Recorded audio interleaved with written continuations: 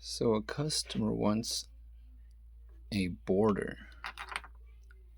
around here, and I can't find a way to do it besides drawing it by hand, because if I engrave another pocket here, the way the wood is, it's just gonna break. It's just gonna be a very small little ridge, and with a paintbrush I think it's gonna be too messy. So